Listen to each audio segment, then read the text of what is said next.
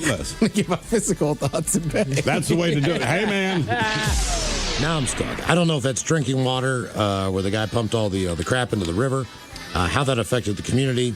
It's a lot of different people that could be affected by that water. Yeah, and like to your point, I don't know if it's part of the water table or whatever. Yeah, $1 million some dollar fine. 1.5. Yeah. Obviously, the guy messed up pretty bad. Knowingly. But I would also say, I think there's a lot of giant companies that do it and kind of get away with it. They absolutely do. He's got a smaller one. So just out of these three, to me, he's like, sucks the least. Okay. But smearing the poop, like, to the point of, like... broke the chicken. Yes, I just thought, like, she threw it. Then when you read the story, I'm like, damn, man. Right, that's really the fact there where I was like, but to be fair, awful. in that woman's defense, even though she was wrong, she did that because she thought her other child was being abused. Right? And if I honestly believe that to be true, I don't know that my actions would be much different. The problem for her is you're wrong. Mm-hmm. But she did have a belief behind it. All right, first of all, happy birthday, 14. Now listen, it's getting towards the end of the year. All right, kids, not just him from his birthday. Everybody listen to me. You got a month and a half left? Something like right, that. we're getting around the corner, but trust me, your teachers are just as tired of you. They're kind of getting bummed out too. So maybe flip the script.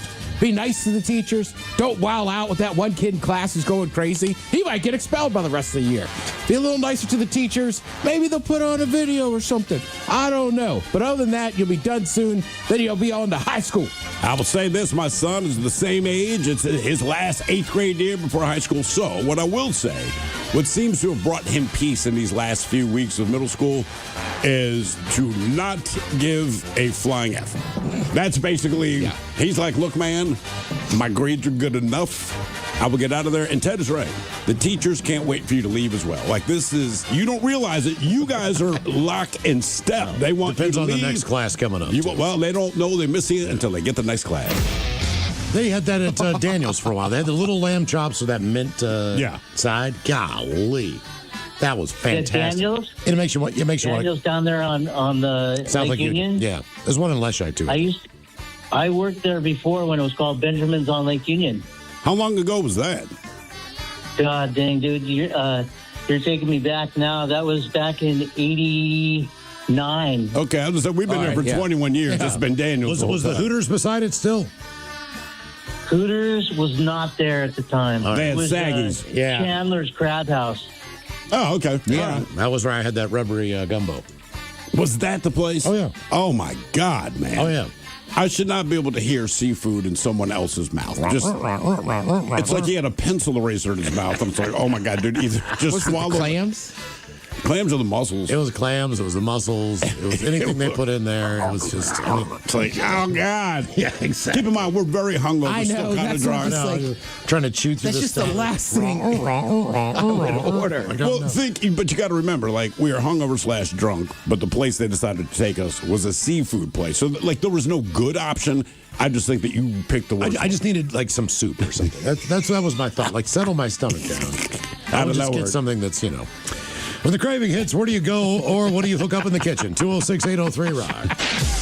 10 things you might not have known about planet Earth. It has a squishy interior. Earth's mantle is not solid rock, but a viscous, slow-moving, heated material that flows over time. I did not know that. There you go. Does that just mean like the iron core? Pretty much. Well, Yeah, it's like liquid. the core heats the mantle. Yeah, I mean, like, liquid metal. Yeah, we got a nice... I guess I just assumed we called it a rock.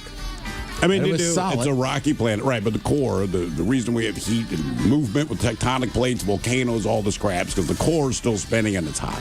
It's kind of like those nerds, like gummies. It's They're just like that. hard Ted. on the outside, but they're chewy on the inside. Exactly, Ted. You're not wrong. Right? I mean, yeah, listen, if you're spending your birthday alone with just your cat, that is a sad birthday. I hate to say this. What you should do is invite over the Dirty Germans. We will teach your cat within 15 minutes how to run a video camera, and we will make memories. Yeah, so it's the cats there as well. It seems like we're getting all the... Yeah, 2 for 1. All right, listen. It's your birthday. You're going out skiing. First of all, you need to prepare that cat, all right? When you come home all wrecked up, he's going to be like, what's going on? That's when you hook him up. Fresh can of tuna, fresh milk, and then you both do coke till you see the sunrise. You want to give a shout out to your nephew? Oh, yeah. Yeah, CJ. Happy birthday. Well, I texted him earlier.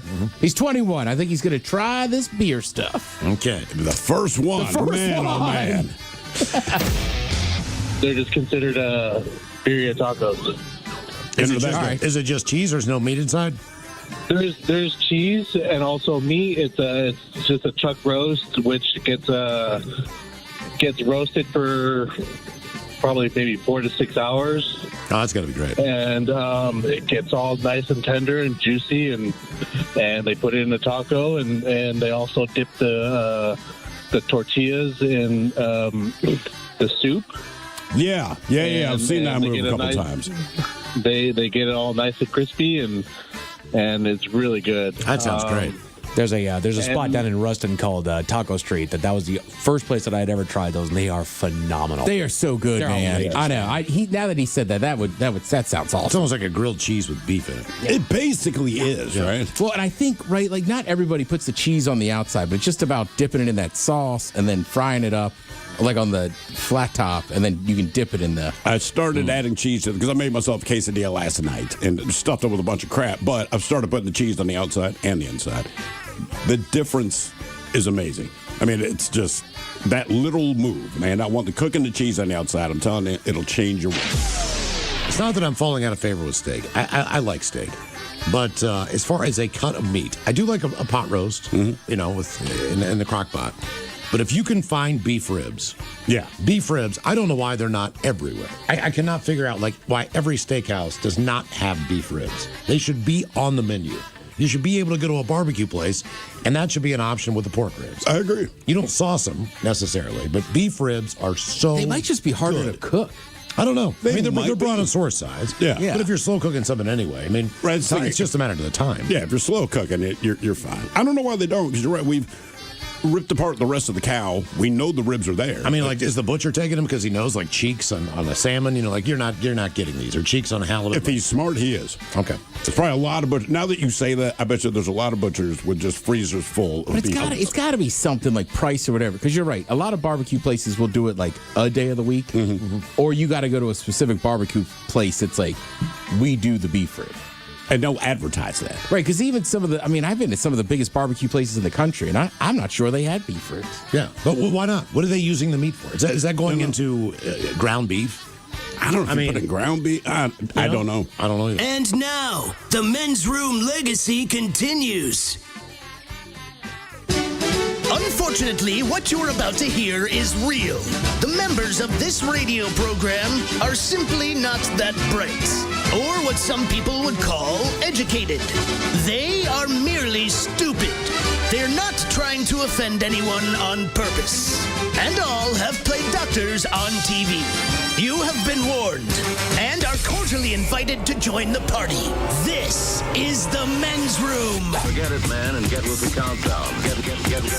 Get with the countdown. Shake this square world and blast off for Kicksville.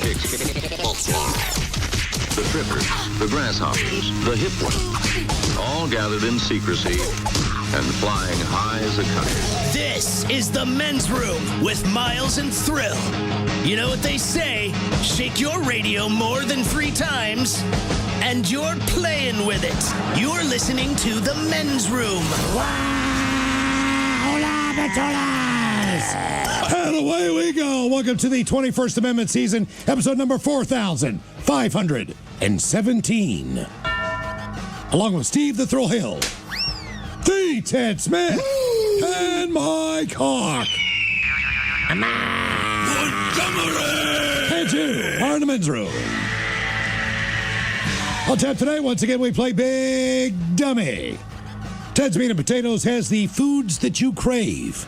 We will play Profile This, plus headlines, a men's room shot of the day, fun with listener emails, and everyone's favorite, TV Time with Ted. Clack, clack. Drunk up to drunk. All right, here we go. A tourist in Italy is charged after climbing a Neptune statue on a dare to touch his cannoli. Meanwhile, to Missouri, where you will be arrested if you strip naked and dance at an Aldi. New York man sues Amazon for brain fog after buying Whippets online. If you tell an officer your name is Donald Duck, you'll be doing time. That's true. Come on, man. And a 4-year-old piano player is set to take the stage at Carnegie Hall. That is all coming on today's very special episode of The Men's Room. And now, here's the question.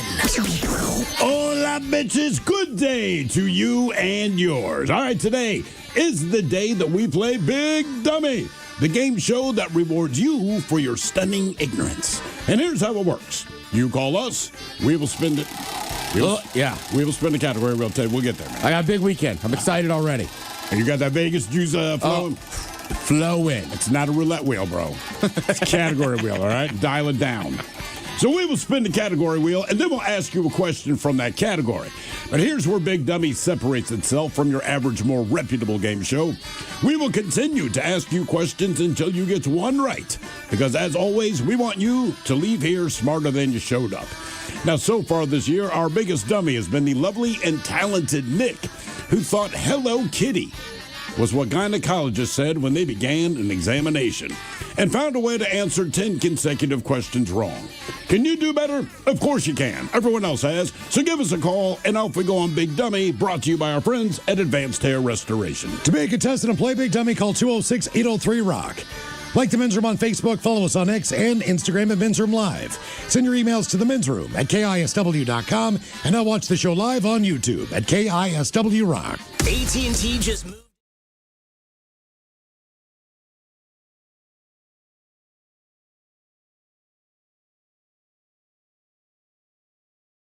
From your school or hometown. And have you ever met anybody famous? 206-803-ROCK. Because your pathetic life is confined to countless hours in front of a talking box. The Men's Room presents TV Time with Ted. All right. First thing I'm going to start talking about today. Did anybody else get up yesterday morning, 5 a.m., USA versus Canada gold medal game? Yeah, baby. I got up at 6. Oh, did you? But I didn't watch it. Well, I was up. That's right. You Well, you were on a plane, right? I forgot it was on. Did you really? Yeah, I just went up and got breakfast and went and played golf. I watched it at Elmer's in Tacoma. I watched the overtime. I mean, hell, I got there at, 7:30. And that was right when they went to overtime. I saw none of it, no. You didn't watch any of it? I did not. I was very excited. There were some small bets out there if I'd actually get up to watch it, because I'd been at an event the night before. And I was like, don't worry. Were they supposed to get their ass kicked? I mean, wasn't that the idea? Yeah, I mean, I wouldn't say they're supposed to get their ass kicked. Canada was clearly favorite. We haven't beat them in, 45 years, 46 years? We haven't won a gold medal game, or gold medal. We had lost to them in 2010, which was painful. Then last year we had the Four Nations tournament, which we lost to them again, which was kind of painful. So, I mean, it was a long time coming. So I think we'll start with... Al Michaels from 1980. Well, we'll just start with the setup and the actual game winning.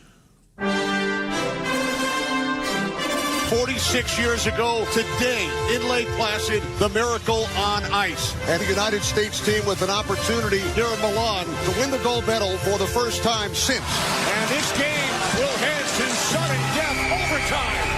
Puck lines up behind the net. Rock across it comes. Jeff Hughes wins it. The golden goal for the United States to defeat Canada. For the first time since the 1980 miracle, the United States takes the gold. Which is just awesome. Yeah. It's great. It's almost like they just replicated what the women did. Yeah, well, the American women win more often. Yes. But obviously, there's just not as many good women's programs, so it's a little bit tougher. Right. But the United States hockey, I mean, our hockey program's great. They've been doing a lot of stuff, but, Canada invented the sport. Canada's Canada. Canada's very good at it. I always joke around that none of obviously the roster of the Florida Panthers is made up of a lot of Canadians. Yeah. But it's still kind of funny that none of the Canadian teams can just win a Stanley Cup. Yeah. So, and Canadians, they take pride in their hockey, right? There's a lot of things you'll never take from. It's just like, oh, it's ours now. Did Russia just suck this year? Don't they typically have a pretty good team? I don't know that Russia was involved because of Ukraine stuff. Oh, right. So they might not have been there. But yeah, traditionally, Russia's always going to be good. Finland. Like getting those, Sweden's usually really good. Yeah. So all those things, right? So, I mean, that's what I'm saying. Like, we've had good teams, but Canada is just... They're that good. They're that good. And they have the best players. So... Right, it wasn't like they were supposed to kick our butt, but they were definitely favorite. And then here's some audio with Jack Hughes, who scores the final goal, and just talking about being American. This is all about our country right now. I love the USA. I love my teammates. It's unbelievable. The USA Hockey Brotherhood is so strong. I'm so proud to be American today. Unbelievable game by Hellebuck. He was our best player tonight by a mile. Unreal game by our team. Just a ballsy, gutsy win.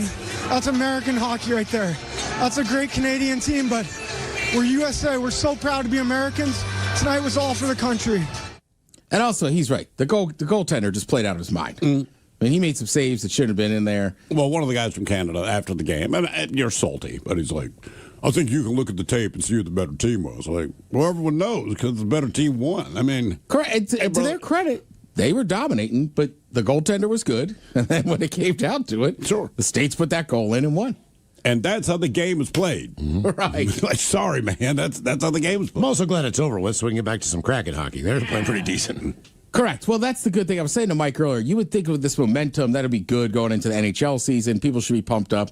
And look, I had talked about it. I wasn't that fired up for the Olympics, but Friday night, I didn't do crap. So I was just kind of sitting around watching Olympic stuff and everything else. And it is weird that, like, the first week, yeah, all right, whatever. Sure. But then, man, I was kind of in and out of my house on Saturday a few times, but I just had it on in the background the whole time. And then, got up Sunday, watched that.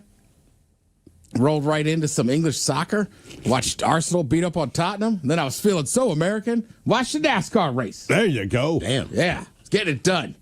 I know what you're thinking, Miles. Yes, that was a long NASCAR race, and it did go to overtime. Well, did it? Yeah, I'm not positive. How do you go to overtime in NASCAR? You tie? I mean, isn't that almost impossible? Because there was like a caution with only a few laps left. All right. So then instead of ending it under caution, basically the race ends, and then they add a few laps. Okay, I got you. Right. Okay. So, but yeah, just good job out of the boys there. And like I said, that's just hard to do. And again, we hadn't played them until that tournament last year the NHL put on.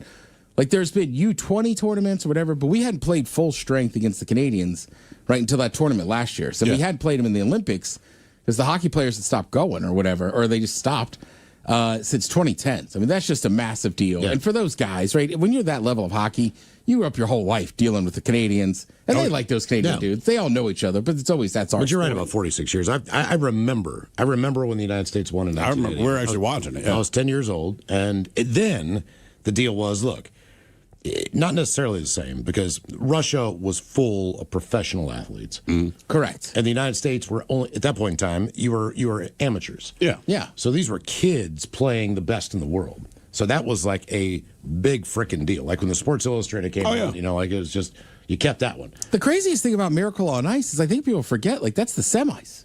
Yeah, it wasn't not the gold. It wasn't the gold medal game. It wasn't. But that was the best team. And the fact that you know that Al Michaels called that and still does Thursday Night Football, to me, is also amazing. 46 years later, he's still calling games. I'm 45. I wasn't born, right? I'm not born until December of You 80. missed the miracle. I missed the miracle. So it's kind of weird to be 45 years old and be like, this is the first time I've ever seen the United States win a gold medal in hockey. Yep.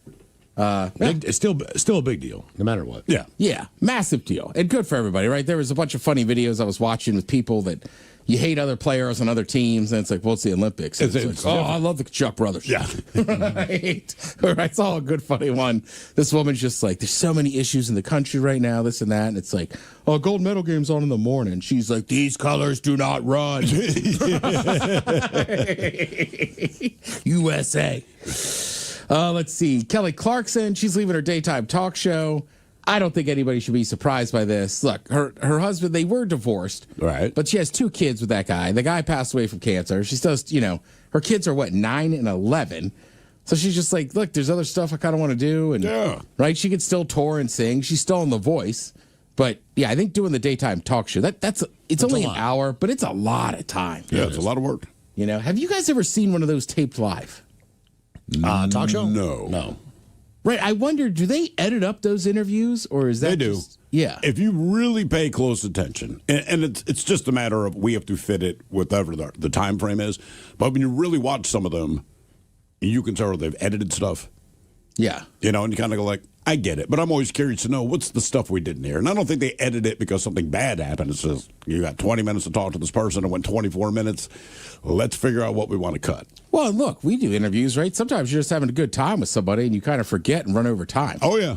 So that's why I'm like, they got to edit those up. But I've just never gone to see a taping in person, so I'm not positive how it works. Yeah, because I mean, because none of them are live, right? So you do it, and then it immediately, I want to say, goes to the video editors. Yeah. Well, the other thing is, I know the late night guys. I want to say they taped those shows at like 5:30. I know because we had tickets. Yeah, well, I know that, and I know for sure is like Letterman always did so much stuff outside that you'd notice in the wintertime it'd be dark, and in the summertime it'd still be light out. Yeah. But yeah, most of those shows air tape in the evening and then air later at night. Correct. We talked about this a little bit earlier. I don't know if we talked about this on the air. I think we were telling Mike off the air. So the British Academy Film Awards went down yesterday. Oh, boy. Right. So Michael B. Jordan and DeRoy Lindo, they're on stage to present an award. Someone yelled out the N-word at them. Mm-hmm. They pause for a brief moment. They carry on. Turns out the shouter was a guy named Josh Davidson, who has Tourette's syndrome. He was invited to because he's the inspiration for the nominated movie I Swear. I want to hear the unedited version of that. Well, that's what they're pissed about. All right, thank you. What we've heard is the edited version, but the BBC, my understanding is it was like a 2-hour delay. They didn't bother to edit it. So a lot of the stuff's like, look, it happened in a closed door situation, but they were like, how did you air this and not edit it out, guys? Well, they edited out a couple of them. But they left in the N-bomb. The N-bomb. So, right, that's what people are like, what are we doing? Right. And he interrupted the show numerous times. It Correct. just wasn't this. But the difference is this. He didn't say the N-word again with white people up there. Right. So you think, okay, so when you say Tourette's. You got Tourette's, that's one thing, all right? But you knew exactly what you were saying when you said it because you never said it again because there was no other black presenter up there. That's what Jamie Foxx said. He said, look, this is BS. He's like, I don't care if the guy had Tourette's. Yeah. His intent was exactly the same. Exactly. Now, if a woman was up there and he dropped the C word, right? Okay, you know what he's talking about. He knows what he's saying. Yeah. He might not be able to control it, which is part of the situation with his whatever he's going through. But right, he didn't drop an N-bomb. That doesn't when mean there was he a didn't white say something racist. Does it not affect how you say stuff? Like, to me, look, I am not defending, for the record. But, like, does Tourette's make you just say the worst stuff in the world? So well, he's like saying what he's thinking. You say what you think, yeah. So to him, you don't have the filter. Right. So, but that was where he didn't drop the N-bomb. He did not drop the N-bomb on anyone who was not black. He didn't say he yelled, shut the F up during an introductory speech. Well, okay, but he didn't drop the N-bomb. Right. That's what I'm saying. Well, no, but that's what I'm saying. Does it just go to the worst place? So his mind's like black people would be the worst you can? I don't know. I don't know. But I was just like... They still should have edited it out. You knew what you were saying. But to me, I'm like, that's just the racist with Tourette's. Yeah. Well, he has Tourette's. It's like, well, he also has a race problem, but whatever. I will say Twitter is, that might be the place to go. Oh, really? Yeah. Okay. You're listening to The Men's Room with Miles and Thrill. 99.9 KISW. All the Joes, away we go. Welcome to the 21st Amendment season, episode number 4517.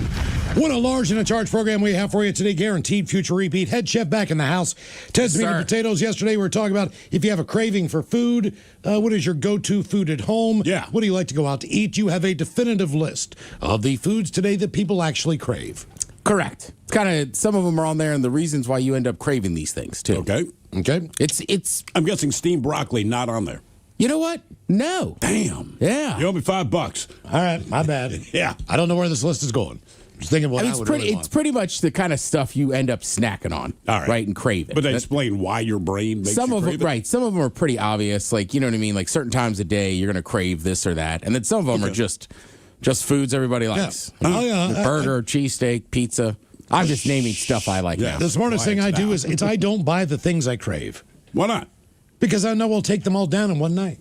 Like, for an example, if I buy a jar of peanut butter, I crave peanut butter all the time. I don't buy it. I crave milk. I don't buy milk. Like, all these things that I know. Drinking milk.